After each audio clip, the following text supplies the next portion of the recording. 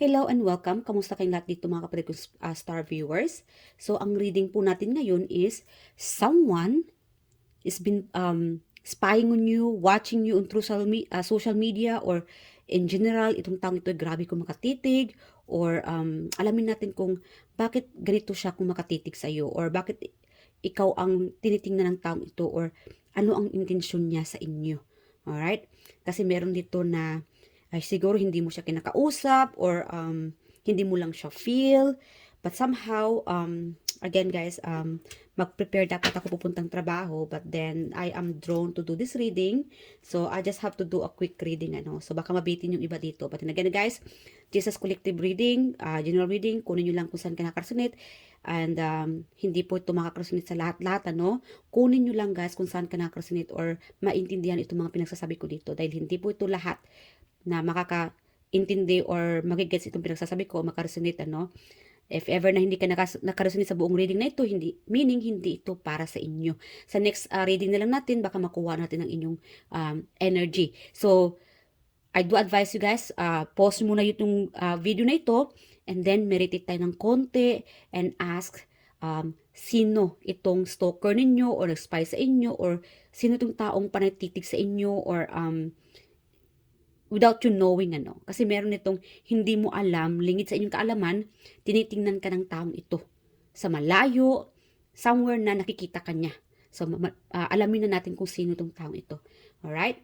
So, pause yung video and then ask that kind of question and tanong nyo kay universe kung sino itong taong ito. Para naman magkaroon kayo ng clue or sinyalis no na confirm na itong taong ito and alamin natin yung intention niya, kung ano yung intention niya sa inyo. Alright? Okay. So, hindi ko kukunin ang inyong energy. But minsan, nagkakapalit-palit yung energy. This could be your energy or the person na stalker ninyo, nag-spy sa inyo, or interesado, or panaytitig sa inyo, sa malayo, or without you knowing, ano. Alright, Spirit Guide Angel, sino itong tao na panaytitig, or stalk, or spy ng ating mga viewers? Who is this person?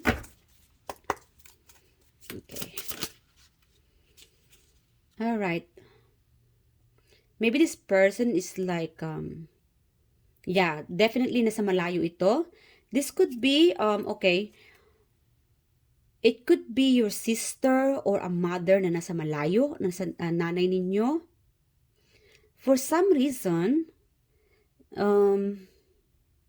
this is the person na siguro namatayin kayo ng nanay or lola. Very spiritually. Kasi na-drawn ako dito sa parang, sa itaas, parang cross.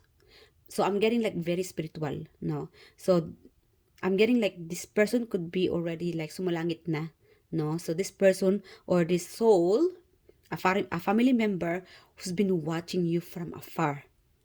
Very specific. Okay? Siguro lately, parang nasisense nyo siya, no? Na, or naalala nyo siya. Nanay ninyo, siguro lola ninyo, or auntie ninyo, or someone na who already passed away na namimiss mo siya. And this person still watching you even na wala na siya sa tabi mo, ano. Know that you are divinely protected. Alright? And yung iba naman sa inyo dito, this could be your nanay, especially kung may nanay ka na nasa abroad, ano, or tatay. Kasi minsan, kahit na single parent, also embodying as a father and a mother. No? So, hindi siya yung tipo na nanay siya, nanay lang. Kahit walang partner, no, walang tatay or separated sa mga magulang, ano. So, like again, this person could be like a father or a mother sa inyo na nasa malayo, also watching you from afar. Okay? And I'm also getting like a boss. Yeah, one of your boss is watching you. Siguro boss ninyo sa, I'm hearing like Iraq or Qatar in Kuwait. And I'm also getting like, this person might be in a social media. A psychic. I'm also getting like a psychic. This person's watching you. Alright? What else? Spirit guys, more insight kung sino itong taong pinapanood or obsessed sa ating collective. Okay, karamihan dito is nanay. Nanay o ina ng inyong mga anak. Okay, or a person Siguro it could be a friend na, it could be an ex-friend. Okay? Siguro meron dito na hindi na kayo nag-uusap or malayo kayo sa isa't isa. But an ex-friend, something about like defeated. Siguro ikaw itong iniwan or siya itong nang iwan sa inyo. Okay? This person's watching you from afar. Okay. Okay. So, meron dito yung ex-friend, ex-wife, ex-coworker. Ano pa? Tell me more about our viewers, spy. Sino ito nagsaspy sa ating mga collective? Okay. Alright. So, the universe also spying on you, ano? Wow. There will be like a new beginning for you guys. May bagong good news. You will be meeting or you'll be getting a message or a good news, opportunity and offer. Siguro nag-spy itong taong ito because this person could be planning on offering. May mag-o-offer sa inyo. Help, siguro regalo, magbibigyan ng regalo or an offer of financial stability, work. Like again, nasabi ko kanina, boss. This could be your boss na maibibigay na regalo sa inyo, lalo na at malapit na magpapasko. So again, this reading is timeless. So whenever you see this reading, this is meant for you na mapanood itong reading na ito. So there's like a boss energy. This person is thinking about you. It's not just spying about you. It's also planning. Kasi meron itong pagpaplano. Plano niya na magbigay ng offer sa inyo. It could be pa bonus, a gift, or a new beginning. A new beginning of a lost friendship, a new beginning of a lost communication. But somehow, okay, start mo tayo dito sa boss, ano. So this person been thinking about or planning, may plano siya na itong taong kadili ninyo ngayon, it doesn't have to be like a boss. And I'm also getting like a lover or long distance ka-LDR ninyo or somebody na also giving you a help, yung nagbibigay suporta sa inyo, ano. So, mixed energy tayo dito, ano. May boss, yung tao na ka-LDR ninyo, na nagsusuporta, it could be your nanay or kapatid na nagsusuporta. This person is also thinking about you na magbigay regalo or pabonus or a surprise or a business proposal. This person is thinking about like a new beginning for you, bagong panimula siguro negosyo. Meron dito mag-o-offer. This person is thinking about you, planning. May pagpaplano siya na magbigay pabonus, regalo. Claim nyo ito, guys. I accept pabonus. I accept new beginning, new opportunity, business. Alright? So, this is a good news ito para sa inyo. You'll be receiving a good news from this person. Sabihin natin, starting today, whenever you watch this reading, you'll be receiving a good news, an offer from this person. Very positive message for you here, mga kapatid. Alright? Good news na magbibigay siya ng extra income. Good news na may bibigay siyang regalo, a surprise. Who knows? But then again, itong taong ito, may maganda siyang offer sa inyo. Very positive. Alright? Thinking about you from afar, you will be happy about this opportunity na matatanggap ninyo, itong good news na matatanggap ninyo. I accept and affirm good news from this person who's been planning or wanting to help me. So, affirm nyo ito, mga kapatid, ano. And again, another message, someone is also thinking about you to reunite. Meron dito mag-reunite o siguro mag-greet sa inyo, lalong-lalo na't malapit ng Pasko or bagong taon. This person is going to offer you a new beginning. No, again, meron ditong nanay, ka-partner, business partner, or somehow ay nagkaroon ka siguro kayo ng away or hidwaan or somehow wala kayong communication. So this person parang bigla na lang siyang lalabas sa ere or magpapakita sa inyo, ano. This person is going to talk to you, offer you a new beginning or another chance. Meron itong maghihingi ng another chance sa inyo. Meron naman dito na out of the blue, sabihin natin kasi walang communication dito, bigla itong mag-greet sa inyo. Hello collective, kamusta ka na dyan? Or somehow, hello collective, I have a new offer for you. Or hello collective, can we be friends again? Can I Will you please accept my apology? So it's still up to you guys if you want a new beginning from this person. Yeah. Okay. So yeah, very positive. So I do give you guys this new beginning gifts starting today up to 2 weeks. Starting today up to 2 weeks, you will be receiving this good news. Matutuwa ka dito sa good news na ito, ano. Yeah. Okay. So what else? What else pa, Spirit Guardian? Sino itong magbibigay or sino itong obsessed, itong spy ng ating or stalker ng ating mga collective? Sino pa? Besides a friends, boss, also thinking about you, planning. Alright. The moon. Okay, okay. So I'm also getting like, this is also a sign, baka napaniginipan nyo itong taong ito. Yeah. Merong sikreto eh. Kasi minsan guys, no, nakukuha natin yung energy ng tao or somehow naalala natin siya or lately siya yung panay nasa isipan natin is because energetically, you are sensing each other. Nakukuha mo yung energy niya pag if this person thinking about you and then somehow naalala mo siya, meaning you guys are getting each other's energy. Iniisip ka niya and then you are also thinking about this person because now you guys are like sensing each other. Maybe this is your soulmate, this is your partner, and I'm also getting like this person is like have may sikreto dito. It's a secret. Yeah. Maybe this person is like shy. Ayaw niyang magpakilala sa inyo. This is like a secret admirer. Yung iba dito. That's why this person is like spying on you. A secret admirer or a secret lover or the way this person sees you, you are very like charismatic, ano. Yeah. Kahit nasabihin natin may anak ka na, yung iba dito, you are still charismatic. You still so beautiful and eye-catching. And siguro successful ka. So nakikita niya siguro na successful ka na, even sa social media. Meron dito ina-admire ka sa pagiging successful mo. It doesn't have to be like billionaire, you know, multi-millionaire. It's just the way na successful ka na. Whatever you desire, this person sees you very successful. Nakaya mo na yung, naabot mo yung mga pangarap mo sa buhay, okay ka na ngayon, nakapag-aral ka na, natapos mo na yung pag-aaral mo. Okay? And I'm also getting like, in spiritual, yeah, like again, you have your spirit guide, spirit team, it's been watching you, even at night. You guys are very protective. Hindi lang sa mga tao na pinapanood ka, ini-spy ka, obsession.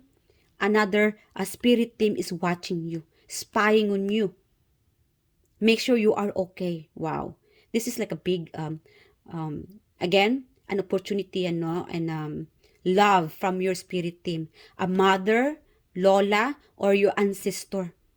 This is like a goddess. Wow. Parang nag-ano yung balahibo ko ngayon. Anyway, there's like a goddess here been watching you. And an ancestor. Hold on. A goddess energy has been watching you and protecting you. Maybe a goddess of moon. And I'm also here a psychic person. A psychic person is also watching you. Intuitive. Maybe you are dealing with a person na very intuitive. Okay? Who else? Spirit Guardian. Sino pa itong obsessed? And pinapanood ang ating viewers. Sino pa? Okay. Alright. So, kanina, 5 of Swords and another 5 of Swords. Yeah, I mean, maybe this person, okay. Meron naman ditong ayaw palamang. Okay? Siguro, chinecheck niya anong ganap mo. Pag nakikita niya na ito ay bitter na tao. Chinecheck ka niya, pag nakikita ka niya na, wow, successful na si collective. Hold on. Wow, successful na si collective. Magpapaka-successful din ako. Ipapakita ko sa kanya na hindi niya ako lalamangan. Mas malamang pa ako sa kanya. Mas maganda pa ako sa kanya. Mas successful pa ako sa kanya. It's something like that na, it could be a circle of friend or a colleague. Okay. I'm also getting like a family member, siguro a sister or a brother, no, na, ano siya, bossy. Gusto niya mas lamang pa siya sa inyo. I'm sure meron dito makaka-resonate. May kapatid dito na gustong mas lamang pa sa inyo. Pagka nakikita niya na anong ganap nyo, yun din, nagpo-post din siya sa social media or pinapakita o nagpaparinig din siya, kami, nag-ano din kami, nagburakay din kami, nagtutour din kami, o kumain din kami sa ganito ganyan na mamahaling lugar. Something like that na very competitive. Itong taong ito ay hindi nagpapatalo. So, kung anong meron ka ngayon, siya din hindi nagpapatalo. That's the energy that I'm also getting, no? So, this person wants you na malamangan ka, kapatid. Kung ano yung makeup mo ngayon, ano yung ayos mo ngayon, ganun din siya. Hindi din siya nagpapatalo. Kahit nasabihin na, meron ditong medyo older na, no?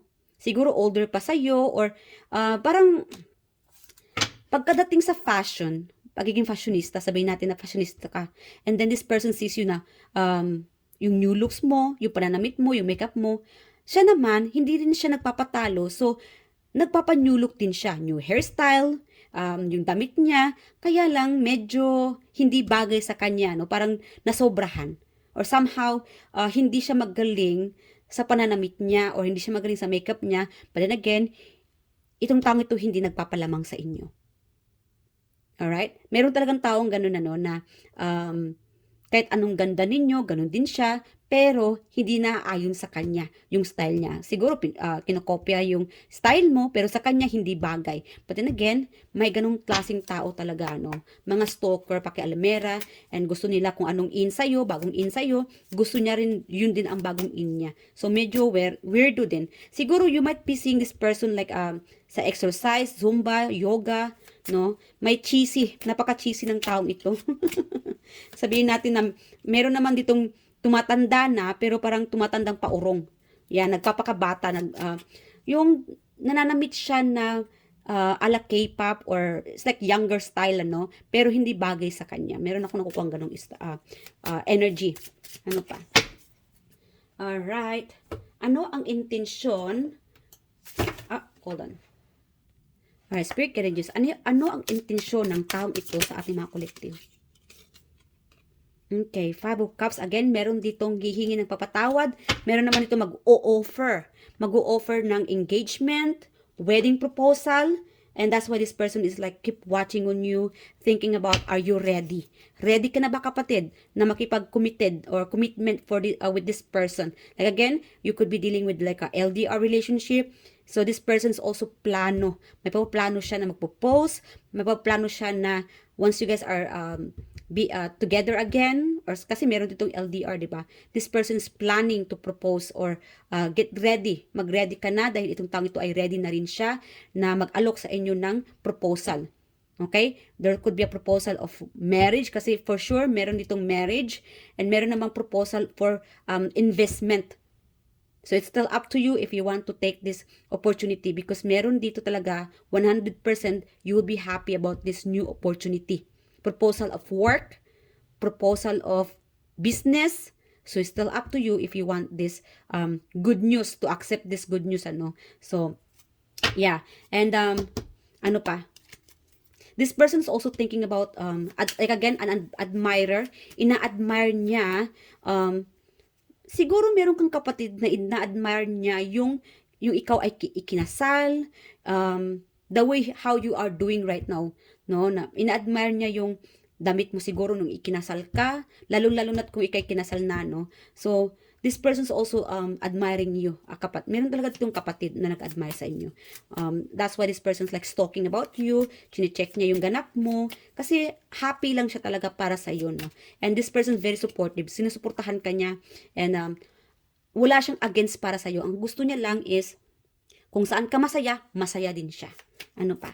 This person's also admiring you, thinking na, watching you from afar, stalking you, and sees you very attractive, charming, and this person's daydreaming about you to be their wife or spouse, a husband. Okay? So, it's still up to you if you want this person to get with you in your life. Kung itong taong ito ay mag-o-offer sa inyo, meron dito maghahanap ng away. Meron itong siguro, okay, I'm also getting a warning. Kung ikaw itong malapit ng ikakasal, be aware na baka meron ditong sirain ang inyong araw. Okay? Yeah, it's like against sa inyong pagpapakasal. So make sure na ready kayo sa taong itong darating, no? Make sure na everything is okay, everything is fixed before commitment. Make sure na walang third party. Alright? Ano pa? So again, meron dito mag-apology. Hihingi ng papatawad dahil kinarama siguro siya sa ginawa niya noon. And this person spying on you. Hoping na sana ipagbigyan mo siya muli, bigyan mo siya ng second chance. And sana hindi pa huli para sa kanya na mag-offer sa iyo ng commitment na magbabalik. Alright? Okay. Ano pa? Sino itong nag-spy sa ating mga viewers, Spirit Guide Angels? So, meron ito nag-o-obsess din sa inyo dahil maganda ang inyong pangangatawan, very fashionista, attractive, yeah. I'm also getting like sa trabaho, this person's watching you, spying on you. You guys are very mysterious. Misteryoso ka sa kanya. Kaya chinecheck kanya sa social media, gusto niya malaman kung anong ganap mo at gusto ka pa niyang kilalanin ng lubusan. And someone here spying on you, siguro as a tarot reader, psychic reader, healer, someone is spying on you or thinking about planning on magpapahula or magpapagamot. Alright? Very specific. What else, Spirit Guide Angels? Sino tong spy or obsessed ating mga viewers? Okay, so we have here husband. Again, this is your partner. Husband ninyo. Hold on. So we have here tambay na lalaki, twin flame. So again, you could be dealing with your twin flame, no? Siguro may hidwaan kayo or naghiwalay kayo and then this person is wanting to get back with you. So it's still up to you kasi ganun talaga yung twin flame journey, ano? Especially if you don't know, guys, kung ano itong twin flame journey. So paki-check niyo na lang or google niyo na lang yung twin flame journey. Ang twin flame journey, meron itong urong sulong na relationship. Okay? So, it's not easy a journey. So, we have here boy employee also stalking you. Itong nagtatrabaho sa inyo, empleyado ninyo, katrabaho na babae, also stalking on you. Or, this could be a person na katrabaho ninyo na hindi nagpapalamang din, ano. Schoolmate, stranger, okay? Okay. Admirer, yeah, I'm also getting like strangers also watching you from social media. You don't know this person kasi meron ditong hindi mo siya kilala, hindi mo siya kinakausap dahil nakita ka niya sa social media or whatever you posting. It's like agaw pansin ka sa kanya. Kaya mystery, para sa kanya, you guys are very mysterious.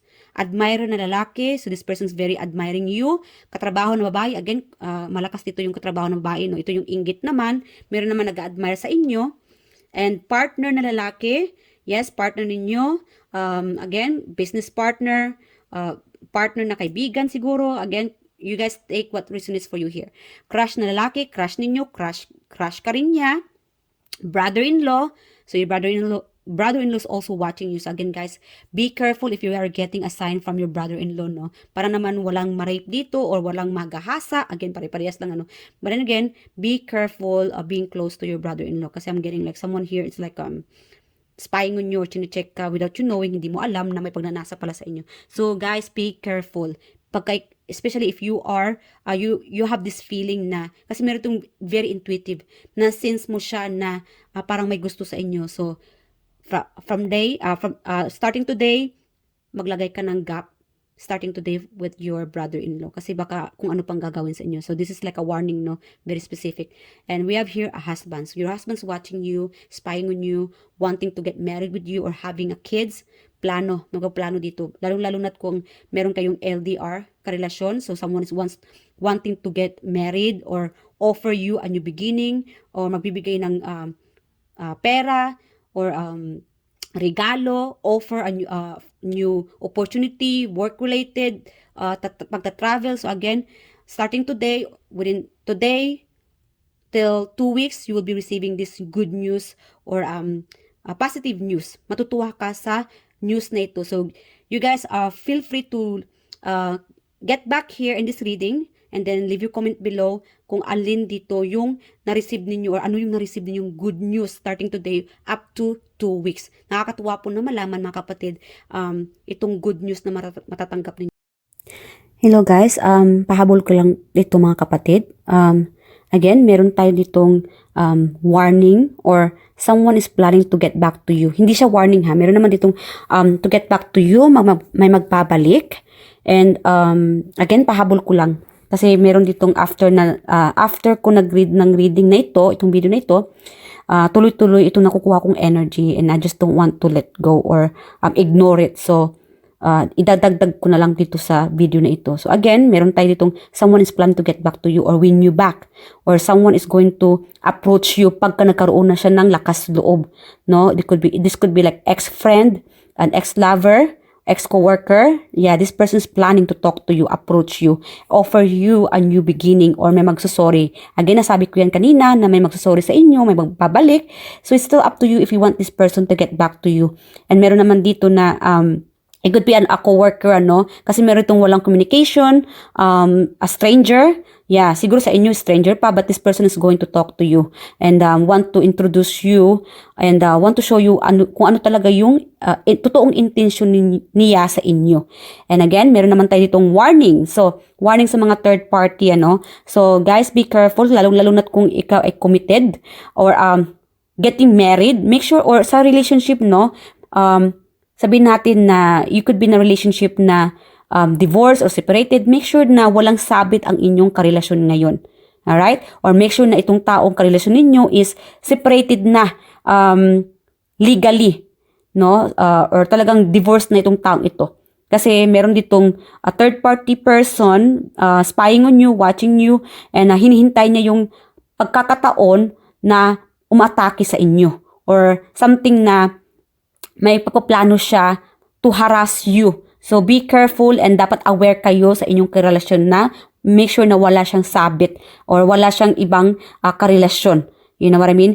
And especially if you are in a relationship, married, okay? So, I'm also getting here your husband or your partner is also checking on you kasi siguro nakakuha siya ng a hint or idea or a sign or kutob na siguro may third party or may iba kang pinagkakabalahan and this person is spying on you. Make sure na totoo yung kutob niya or mali yung kutob niya, no, na may iba ka.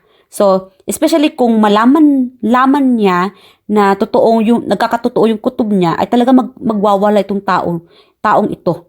Especially whenever you watch this reading up to today, up to 2 weeks, baka syempre gusto natin na maging merry ang Christmas natin, ano? So, para iwas ang gulo, iwas itong mga complication, so make sure na wala kayong ka-third party o wala kayong chine-check na iba para naman hindi or you can just inform your person na mali ang kanyang mga speculation, no? Para naman hindi ito biglang magwawala sa party or lalong-lalo na't kung biglang maglalasing, ano, and mapapahiya ka pa ng walang dahilan. Baka magtaka ka na lang kung bakit naglalasing itong partner ninyo o nagwawala, yun pala ay nagkakaroon siya ng pakiramdam na may iba ka. So, might as well, kung may mga sinyalis na itong partner mo nagpaparinig, and dirisuhin nyo na wala kang iba, kundi siya lang talaga. Para hindi na aabot pa sa malaking hidwaan or gulo, lalong-lalo na't kung may mga anak na kayo. Especially kung, meron din kasi ditong, if you are dealing, especially, again, kung may partner ka na or married na, pasensya na ha, nagmamadali kasi ako. Anyway, if you are married na or siguro nagkaroon ka ng away, silusan, and siguro may trauma itong partner ninyo, and meron kasi ditong panay check sa social media ninyo or sa phone, text, something like that, chine-check niya dahil know that your person just have this like trauma, no, past relationship or something like that, and make your person feel comfortable, na maging komportable siya. Make your person feel, especially kung mahal na mahal mo talaga yung person ninyo, if you want to have a happy family with your person o mag-long last itong relationship ninyo, make your person feel na siya lang at wala ng iba. At meron kasi ako nakuhang dapat kang bumawi sa kanya. Siguro nagkakamali ka noon and you and your partner might be doing like a new beginning at this moment. So, or second chance. So, make your person feel na nagbago ka na kung ikaw itong noon ay nagluloko. Kung ikaw itong nagluloko. But then again, guys, this is general reading, collective reading. kunin nyo lang kung saan ka nakaresonate. Kasi I'm sure someone here resonating in this situation, kung ikaw tong nagluloko. And yeah, I mean, everybody deserves second chances, especially kung may mga batang involved, So as long as pinapakita mo na nagbago ka na, then make your partner na nagbago ka na, and you want to have a happy family. And again, we also have here, you look like a goddess, and a stranger, nakita niya yung picture mo, or somehow na wala kang communication, hindi mo siya kinakausap. You look like a goddess, or maganda ang kutis mo. Meron kasi ditong mas tumitingkad pa itong looks ninyo because you are loving yourself. You are very attractive. You are attracting this person. Kaya time to time, siguro marami kang mga followers, chinecheck niya talaga ano yung mga ganap mo. And this person may be planning to talk to you pagka nagkaroon na siya ng lakas loob, no? Na kausapin ka. This person is planning to talk to you when the time na may lakas loob na siya. This could be a crush mo, and crush ka rin niya. Kaya lang medyo ditong merong torpe. You could be dealing with a person na napaka-torpe. And we also have here a protective relative. A mother, a brother-in-law, a husband. But then again, they are just checking or spying on you time to time, tinatanong kung saan ang punta mo. Minsan kasi 'di ba nakakairita na bakit maya-maya yung tanong saan ka pupunta, anong oras kang uuwi, sinong kasama mo, something like that. They are just protecting you to make sure that you are okay. To make sure that you will be safe wherever you are going, or whoever that going, or kung sino itong kasama ninyo. I'm sorry guys. Kung sino itong kasama ninyo, make sure na alam nila at kung saan ka pupunta. Para naman, sigurista ba? Alright? So, intindihin nyo na lang mga kapatid na ito ay, they're just protecting you. Para alam nila kung saan ka pupunta. No? So, it's okay. Huwag tayong magalit, no? At least alam ninyo mga kapatid na mahal kanila. So, huwag tayong magalit, and they're just protecting you. And again, you also have a spy, or been watching you, a high goddess, a moon goddess, or Mother Gaia, from the high realm. High goddess is watching you. From different dimension is watching you. So know that you are protected, and know that this high realm or high goddess is watching you. Make sure that you get what you deserve. No, so pinuprotektahan ka niya, and they're watching you, keeping an eye on you, an ancestor, high goddess, a Mother Gaia, from the high realm, different dimensions. So again, this is very high spirit realm na ibang entities ito, chinecheck ka or watching you. So, ano pa? And again, mag-ingat-ingat kayo guys ha, especially sa mga karelasyon ninyo. Make sure that there's no third party, walang tinatago itong karelasyon ninyo, especially na sinasabi nila na separate na sila. So, kailangan din na maging sigurista kayo, kasi baka maya-maya lang mga kapatid, as a warning, from today up to 2 weeks, baka instead na mag-celebrate kayo sa Pasko ninyo, bigla na lang maging magulo ang Pasko ninyo dahil someone is planning to attack you. So mag-ingat-ingat kayo palagi. Someone is going to attack you like a third-party situation, panghihinala. Then again, make sure that everything is fine, everything is clean, everything is under your control. Alright? So hanggang dito na lang mga kapatid, mag-ingat po kayo palagi, and always pray at manalangin kayo palagi to give you guidance and protection.